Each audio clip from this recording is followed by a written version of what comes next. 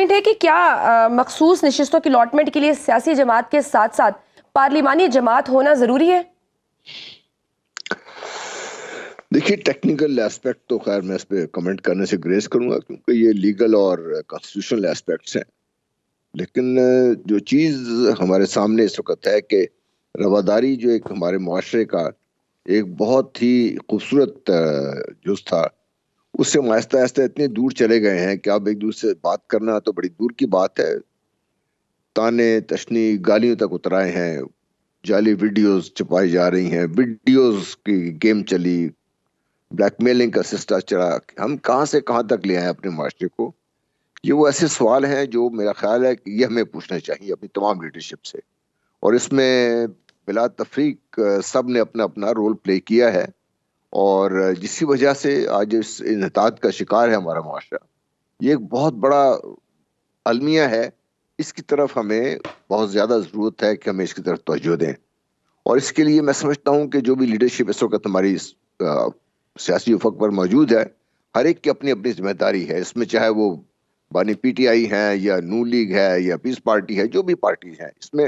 قدرے پیس پارٹی بہت بہتر رہی کیونکہ ان کی طرف سے کبھی اس قسم کی کوئی زیادہ بات چیت نہیں ہوئی۔ باقی تو الحمدللہ سب کی طرف دیکھ لیجئے، سب نے اس قسم حصہ ڈالا ہے، اس میں افسوس کی بات ہے یہ۔ دیکھیے جہاں تک تو یہ تعلق ہے کہ بھئی سیاست میں کیا ہو کیا نہیں ہوگا، بڑا بے رحم کھیل ہے یہ۔ تو اگر پی ٹی آئی یہ توقع رکھتی ہے کہ نون لیگ اپنی طرف سے ان کو یہ رعایت دے دے گی، تو میرا خیال ہے پی ٹی آئی پتہ نہیں کس جنت میں رہ رہی ہے یا کس جگہ پہ رہ رہی ہے۔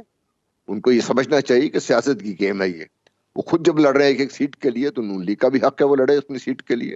اگر نون لیگ لے سکتی ہے کسی بھی ٹیکنیکل بنیاد پر بھی، تو نون لیگ لے گی اس سیٹ کو، کیونکہ یہ تو ایک سیاست ہے نا۔ سیاست میں گیو اینڈ ٹیک اس وقت تک ہی ہے جب تک آپ دونوں ایک دوسرے کا کوئی فائدہ کر سکتے ہیں۔ اگر آپ سمجھتے ہیں، اگر میں سمجھتا ہوں کہ پی ٹی آئی میرے کو فائدہ نہیں کر سکتی، تو میں کیوں پی ٹی آئی کو اس قسم کی رعایت دوں اس چیز کے؟ اور اسی طرح پی ٹی آئی بھی یہ سوچے گی اسی طریقے سے، اور بیچ میں بہت فریق اور بھی ہیں بیچ میں، چاہے اس میں آپ دیکھ لیجیے ایم کیو ایم بھی ہے، اس میں پیس پارٹی بھی ہے، اور یہ سارے فریق آپس میں مل کے، اگر بہتر تو یہ ہوتا کہ یہ سارے جتنے ہماری سیاسی لیڈرشپ ہے یہ مل کے بیٹھ کے الیکشن پہلے بات کر لیتی، یا اسمبلی کے سیشن کال ہونے سے پہلے مل کے بیٹھ کے بات کر لی، کوئی ایک لاہ عمل طے کر لیتے جو صرف پاکستان کا محور ہوتا اس لاہ عمل کا، تو شاید حالات آج جس طریقے سے ہے وہ نہ ہوتے۔ لیکن بہرحال اب ایک سچویشن ہے ہمارے پاس، اس میں سب سے بڑا جو ہمارا مسئلہ ہے وہ پاکستان میں پولرائزیشن کا ہے، اور اگر یہی حالات جاری رہے تو پھر جس پولیٹیکل سٹیبلٹی کی ہم بات کر رہے ہیں، جس کو پاکستان کی اشد ضرورت ہے، کیونکہ جب تک پولیٹیکلی کسی حد تک حالات نارمل نہیں ہوں گے تو پھر آپ کی اکانومی کو بہتر کرنے میں بھی آپ کو مسائل ہوں گے، اور باقی مسائل تو خیر اپنی جگہ پہ ہیں ہی ہیں۔ تو وقت ہے یہ کہ میں سمجھتا ہوں کہ ہمارے اداروں کو بھی، خاص طور پہ جو الیکشن کمیشن ہے جس کے رول پہ بہت زیادہ انگلیاں اٹھی ہیں، لیڈرشپ کو بیٹھنے کی ضرورت ہے آپس میں۔ عمران خان میں کیوں رواداری پیدا نہیں ہو سکتی؟ میاں صاحب اتنے روادار ہیں، انہوں نے اتنے اعلیٰ ظرفی کا مظاہرہ کیا، بڑے پن کا، وہ ابھی وہ بنی گالا چلے جاتے ہیں، اب الیکشن کیمپین ختم کر دیتے ہیں جب وہ گرتے ہیں۔ عمران خان میں یہ چیز کیوں نہیں ڈیولپ ہو سکتی؟ دیکھو ان کا اپنا ایک میک اپ ہے عمران خان صاحب کا، اور وہ ایک خاص طرح سے سوچتے ہیں، ہمیں وہ پسند نہ ہو وہ الگ بات ہے، لیکن اگر بانی پی ٹی آئی کی سوچ کو پذیرائی حاصل ہے اس ملک میں تو پھر میں اور آپ کیا کر سکتے ہیں؟ وہ تو ایک حقیقت ہے نا آن گراؤنڈ، وہ بھی ہمیں دیکھنے کی ضرورت ہے۔ یہ کیا ہمارے عوام اس قسم کی سوچ کو پسند کرتے ہیں؟ کیا ہمارے عوام اس سوچ کو پسند کرتے ہیں، یا ہمارے عوام وہ سوچ پسند کرتے ہیں جس کی میاں نواز شریف صاحب آج مثال دے رہے تھے؟ یہ دونوں بھی تو ہمارے دیکھنے کی ضرورت ہے نا، کیونکہ جو ووٹر ہے وہ تو ایز اے ہول دیکھتا ہے نا، کس کو ہم نے ووٹ دینے ہیں، کس کو نہیں ووٹ دینے، کیوں ووٹ دینے ہیں۔ ہر ایک کی اپنی اپنی سوچ ہے، سمجھ ہے، اس میں میں اختلاف کر سکتے ہیں ہم لوگ، لیکن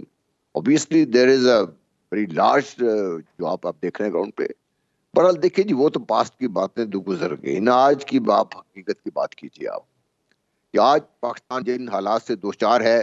ان کے حل کے لیے میں نے نہ تو میاں نواز شریف صاحب سے، نہ شہباز شریف صاحب سے، نہ زرداری صاحب سے، نہ ہی بانی پی ٹی آئی سے، نہ ہی کسی اور سے میں نے سنا ہے کہ ہم